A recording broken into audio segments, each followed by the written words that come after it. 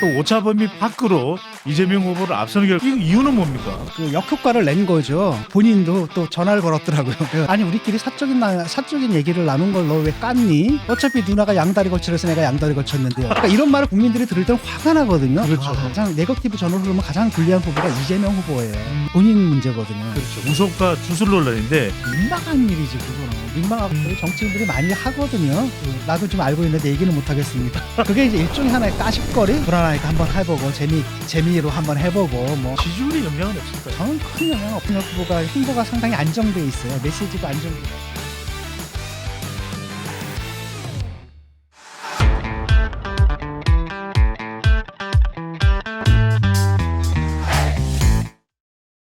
윤석열 만약이니까 이건 예. 만약 윤석열 후보가 대통령이 되면 국회든 임명직이든 할 생각이 있다. 전혀 아니 모르겠어요.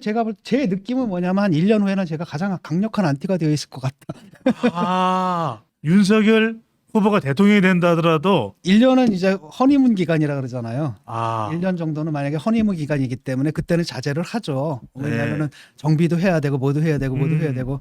하지만은 그 다음부터는 굉장히 강한 이제 비판을 할 거라고 저는 생각을 해요. 그런 예감이 드는 게 들어갈 생각 전혀 없다.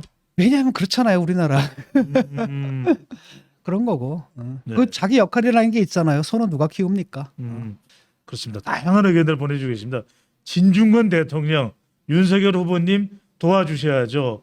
또 우리 김서미님은 윤석열 깜빵 가야 할지 다양한 의견들을 평가를 보내주시겠네요. 이건 그런 뭐 말 좀 안 했으면 좋겠어요. 누가 네. 되면 깜빵을 간다든지 누가 되면 뭐 어떻게 된다라든지 이런 것들을 우리나라의 사법 시스템과 검찰 우리가 갖고 있는 사정기관들 있지 않습니까?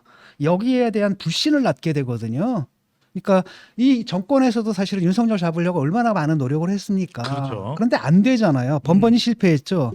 그것은 그들이 무너뜨리려고 한다 하더라도 우리나라 시스템, 이 자유민주주의적 시스템은 아주 온전히 남아 있다는 것을 의미하는 거예요. 그래서 그 다음에 법정의 절차가 있잖아요. 1심, 2심, 3심. 이번에 그 장모도 1심에서는 유죄가 나왔지만 2심에서는 무죄가 나오잖아요. 20인 무죄가 났죠. 네, 무죄가 나오고. 그러니까 그런 절차가 있다라는 건데 그 절차에 대한 신뢰를 자꾸 정치권에서 흔들잖아요. 그리고 유권자들도 거기 그 뭐지 현혹돼 가지고 같이 흔드는데 정치적으로. 안 됩니다. 그게 아니라 검찰이든 법원이든 이것은 그 판단에 일단은 저는 그 불만 많거든요. 어떤 판결에 대해서는. 그럼에도 불구하고 일단은 존중하고 그다음에 내가 불만을 가졌을 때는 법 비판의 관점에서 이 판결은 이러이러한 관점에서 문제가 있다라는 문제가 이렇게 있다. 얘기하면 될 문제지.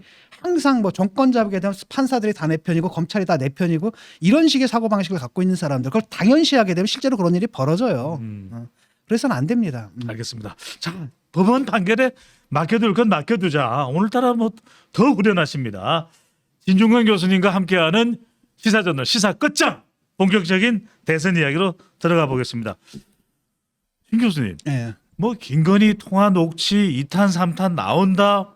근데 통화 녹취 지난 16일 방송됐는데 지금 대체로 여론조사 결과들 보면 오히려 윤석열 후보 지지율 더 올라갔어요. 예. 오차 범위 바깥 또 오차 범위 밖으로 이재명 후보를 앞서는 결과도 있고 이 이유는 뭡니까? 그러니까 김건희 녹취록이 그러니까 그 역효과를 낸 거죠. 근데 김건희 녹취록의 특성은 뭐냐면은 이거 김건희 씨는 이게 공개되는 걸 원치 않아요. 그렇죠? 아, 원치 않는 내용이에요. 음. 그리고 본인도 또 전화를 걸었더라고요. 그래가지고 아니 우리끼리 사적인 얘기를 나눈 걸 너 왜 깠니? 그다음에 그러니까 네가 나를 이용해 먹었다는 거 아니니? 그랬더니 저쪽에서 뭐라 그래요? 어차피 누나가 양다리 걸치려서 내가 양다리 걸쳤는데요. 뭐 이런 식으로 그러니까 이런 말을 국민들이 들을 때는 화가 나거든요. 그렇죠. 아, 정말 비열하구나 이런 생각을 한단 말이죠. 근데 문제는 뭐냐면 이것은 꾸밈이 없는 거예요. 꾸밈이 전혀 없거든요. 왜냐하면 본인이 하고 싶어서 한 얘기가 아니거든. 공개되기를 원해서 한 얘기가 아니잖아요. 그러니까 이것이 갖고 있는 해명 효과라는 것은 굉장히 강해요.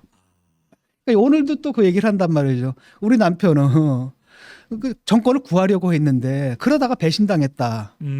이렇게 내가 얘기가 나오거든요. 그럼 이제까지는 저쪽에서는 뭐라고 선동을 했냐면은 민주당 쪽에서는 윤석열이 정권을 잡으려고 배신을 했다. 이렇게 생각을 했는데 이 입을 통해 가지고 그 얘기가 딱 나왔을 때는 우리가 지금 속고 있는 게 아닌가라는 생각이 들어버린 거죠.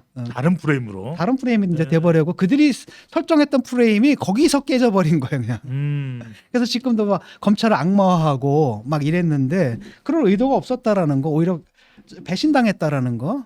그리고 원래는 조국을 임명하려고 하지 않았다, 대통령 자신도. 지난번에 그런 것, 말씀하셨죠. 그런 것들이 막 입에서 터져 나오니까 이제 저쪽에서 굉장히 당혹스러운 거죠.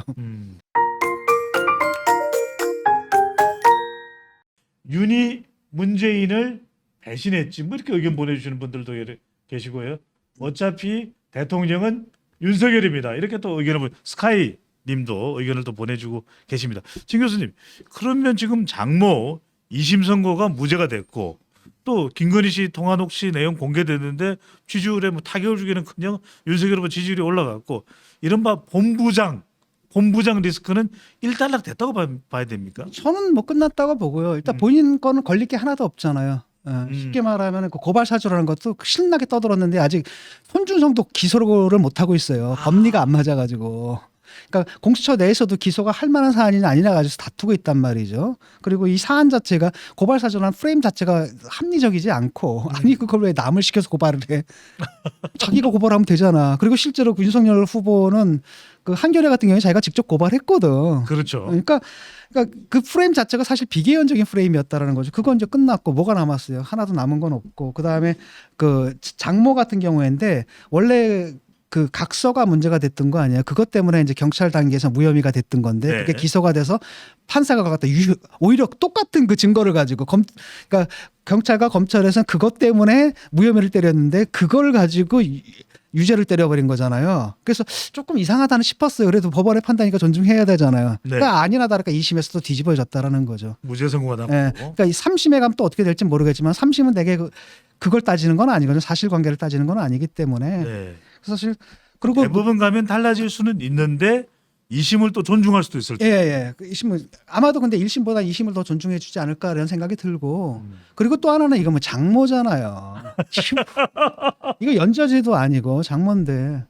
그러니까 지금 보면은 이제 윤석열을 설 게 없으니까 자꾸 그 가족들을 터는 거잖아요. 네. 가족들을 터는 건데 사실은 그게 윤리적으로는 큰 문제가 있다고 봐요. 그 윤리적으로. 근데 그 법적으로 걸리기에는 굉장히 좀 힘들지 않아요? 윤리적으로는 문제가 있다.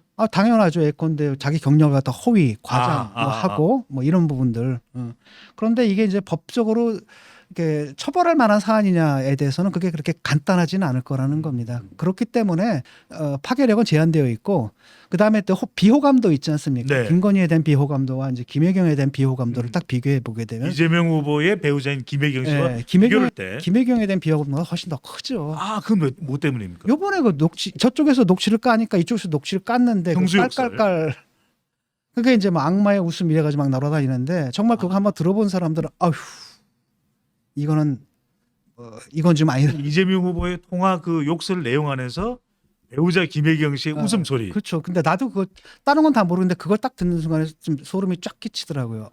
왜냐하면 그런 상황에서는 보통은 남편이 그렇게 흥분해도 아내는 그러지 마 당신 그렇죠. 이렇게 얘기를 해야 되잖아요. 근데 깔깔깔깔 웃고 야 들리냐 이렇게 얘기하는 와 이건 뭐지? 그러니까 이게 사실은 다 잊혀진 건데 넘어갈 뻔도 네. 했는데 이제 7시간을 까니까 저쪽에서 그냥 다시 까버린 거잖아요. 그 그랬는데, 반응이 또 비호감이 될 수 있겠네요. 그 생각해 보면은 지금 네거티브에서 가장 네거티브 전으로 흐르면 가장 불리한 후보가 이재명 후보예요. 이건 본인 문제거든요. 그렇죠. 저쪽은 본인이- 주로 처가 문제고 그다음에 그것도 대개는 결혼하기 전의 일들이잖아요. 그렇죠. 그래도 김건희 씨 아까 말씀하셨던 뭐 경력이나 또 수상이나 이건 건 좀 더 해명을 할 필요가 있을 거예요, 교수님. 왜냐면 이 정도면 됐나요? 저는 부족하다고 봐요. 그런데 뭐 이걸 언제까지 물고 들어줄 수는 없잖아요. 그리고 국민들 같은 경우에 상당 많은 분들이 일단은 부족하지만은 일단락된 걸로 느끼는 것 같아요. 이게 더 지지율에 저는 치명타가 네, 되지는 않을 거죠. 저는 근데 그 용서할 수 없는 것은 이제 안희정 발언이에요. 그건 솔직히 아직도 내가 용서가 안 되거든요. 미투 논란이 됐던 예, 부분. 그건 그렇게 함부로 얘기할 게 아니고 사석에서라도 그렇게 얘기하면 안 되는 부분이에요. 그래서 알겠습니다. 그다음에 피해자가 사과를 요구하잖아요. 그렇다면 사과를 해야 되는 겁니다. 왜냐하면 사과라는 것은 피해자가 그만하라고 할 때까지 해야 되는 게 사과거든요. 유권자들이 이건 아니다라고 딱 선을 그어줘야 돼요. 그래야지 후보들도 이쪽이 되든 저쪽이 되든 거기에 맞춰서 행동을 하게 되는 거죠. 그런데 지금 이제 새로운 또 논란거리가 바로 이제 무속과 주술 논란인데 예. 이건 어떤 영향을 미칠까요? 민망한 일이죠, 그거는. 민망하고 남세스러운 일이죠. 네. 근데 다만 이제 그거를 과도하게 과장할 필요는 없을 것 같아요. 아. 그것도 하나의 정치 공세고 사실은 이쪽이나 저쪽이나 이쪽은 무속 저쪽은 또 뭡니까 주역? 주요. 그러니까 두 도사님들은 그러니까 아마도 이제 이재명 후보 자신도 뭐 자기가 사주 뽑아봤더니 가장 좋더라 뭐 이런 얘기를 하잖아요. 그리고 정치인들이 많이 하거든요. 나도 지금 알고 있는데 얘기는 못 하겠습니다. 민주당이 아주 뭐 그거 다 도는 얘기거든요. 근데 그게 이제 일종의 하나의 까십거리 이런 거 있지 않습니까? 왜 그냥 불안하니까 한번 해보고 재미로 한번 해보고 뭐 그런 거라면 괜찮은데 이거를 너무 거기에 너무 의존하거나 또는 또 그걸 또 너무 또 과장하거나 그럴 필요는 없다고 생각을 해요. 뭐 영빈관 움직이고 이런 것도 그거 한 사람이 얘기한다고 될 일이 아니잖아요. 그거는 시스템이라는 게 있거든요. 그래서 이제 거기에 대한 그러니까 국민들이 혹시 저 캠프가 혹시 거기에 휘말리는 게 아니냐라는 국민들의 의구심은 저는 정당하다고 봐요. 다만 그걸 과장할 필요는 없다. 그럼 민주당에서 또 계속 교수님 공세를 하면 남은 프레임이 이제 그거 하나밖에 없는 거예요. 뭐 천공서님 또 뭐 이런 이야기를 하고 있는데 뭐 왕자 손바닥 왕자 얘기했더니 이야기도 다시 지적을 하고 있고 지지율에 영향은 없을까요? 저는 큰 영향 없을 거예요. 이미 네거티브로 왜냐하면 국민들이 지금 그 네거티브가 먹혔던 건 뭐냐면 윤석열 후보가 불안하다라는 거였잖아요. 네. 그러니까 남은 기간이 많은데 그 사이에 어떤 일이 벌어질지 모른다라는 거거든요. 그랬는데 최근에 이제 윤석열 후보가 행보가 상당히 안정돼 있어요. 메시지도 안정돼 있고 네. 말이 짧아졌잖아. 제가 계속 얘기를 했거든. 제발 그 미갈식 말고 두갈식으로 해라. 항상 모든 실론들 보면 쓸데없이 설명하려다가 이상한 얘기 끌어오다가 다시 실수하고 딱 핵심적으로 핵심적인 것만 딱 하고 자세한 얘기는 캠프에 맡기면 되는 거잖아요. 근데 요즘 이제 메시지가 그렇게 변했고 그러니까 저쪽 팀들에서는 안정감을 느끼는 거예요. 그러니까 옛날에 요만큼만 나와도 불안해가지고 왔다 갔다 했는데 이제는 그런 거 딱 나오니까 야 7시간 깠는데도 괜찮아? 라고 하면 이제 안정감이 생겼다는 거죠. 그래서 그게 결정적인 타격을 미칠 거라고 생각하지는 않아요. 물론 이제 무슨 긍정적인 긍정적인 영향을 줄 것 같지는 않지만은 이제는 뭐 추가 설명하는 그런 모습은 확실히 많이 없어진대요. 많이 없어졌죠. 근데 그게 맞죠. 마지막으로 윤석열 후보가 오차범위 밖으로 앞서는 그런 결과들도 나오는데 교수님 보시기에 그렇다면 단일화 물 건너갔다고 봐야 되겠네요.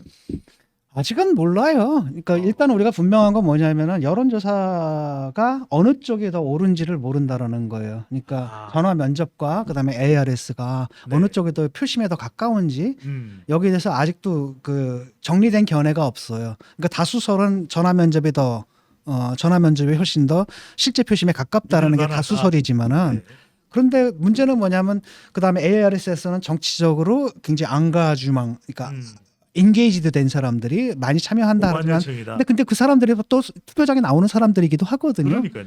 그래서 어느 쪽인지 잘 모르기 때문에 정답이 뭔지 모른다. 네. 그래서 지금 내가 볼 때 지금 판세는 되게 비슷한데 약간 윤석열이 앞서고 있는 그리고 더 중요한 거는 뭐냐면 추세거든요. 그러니까 윤석열이 계속 올라가고 있고 이재명은 문제는 뭐냐면 지난번에 얘기했는데 박스권이 돌파가 안 돼요. 그러니까 윤석열에 실패하면 그게 댐처럼 안철수한테 갔고 그다음에 괜찮아지면 다시 이렇게 옮겨오고 이런 양상이란 말이죠. 절대로 이재명한테 안 가기 때문에 이게 이제 이재명의 가장 큰 문제라는 겁니다. 그래서 이재명은 정체가 돼 있고 그다음에 윤석열은 올라갔다 내려갔다 하는 그러니까 이쪽은 탄력성이 있어요. 근데 이쪽은 탄력성이 없고 경직돼 있다라는 거죠. 그런 면에서 이제 뭐가 된 겁니까? 비상이 지금 걸린 것 같아요. 그렇죠. 특히 이제 서울에서는 뭐 할 수 없는데 지난번에서 완전 전 구역에서 다 졌잖아요. 근데 그래도 그 뭡니까? 그 경기도는 그래도 자기 집 마당이잖아요. 근데 거기서도 막 지는 결과가 나오니까 막 그 울고 막 뭐 이상한 막 과격한 얘기도 막 하고 그래서 이야기를 또 이재명 후보 쪽으로 넘어가겠다. 아직까지 단일화의 운명은 어떻게 될지 모른다라는 것이 저는 모른다고 교수님의 생각해요. 진단이고.